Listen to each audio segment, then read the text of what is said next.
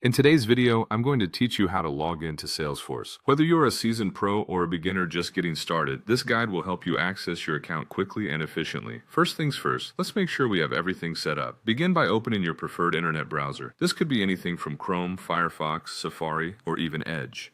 Choose the one you're most comfortable with. Once your browser is open, you need to navigate to the Salesforce website. You can easily do this by typing Salesforce into the search bar, and it should be the first result. Alternatively, you might have the URL saved as a favorite or a bookmark for quick access.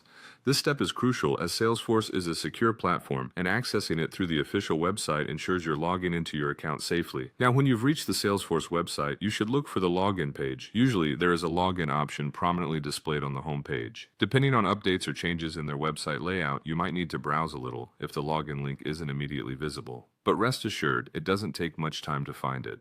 Once on the login page, you'll notice two fields for your credentials, one for username and another for password. Now go ahead and enter your Salesforce username in the designated username field. Your username is typically your email address, but it might be different if it was set up uniquely by your organization. It's vital to ensure you enter this information accurately to avoid login hassles. Following that, it's time to key in your Salesforce password in the password field. Be cautious here. Passwords are case sensitive, so double check for any typos or inadvertent caps lock errors.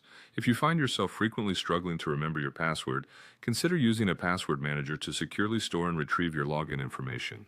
Now, before moving on to the final step, there's a small yet helpful option here that says Remember Me. Checking this box means your credentials will be saved for future logins on this device, offering you a quicker access experience next time around. However, I recommend using this feature only on personal, secure devices to protect your account from unauthorized access. With your username and password entered and the Remember Me option checked if you chose to do so, you're ready to click that Login button. This last step directs Salesforce to verify your credentials, and within a few seconds, you should find yourself on your Salesforce dashboard. And that's it, you've successfully logged into Salesforce. Keep these steps in mind for a seamless login experience every time. Thanks for watching, and I hope this was helpful.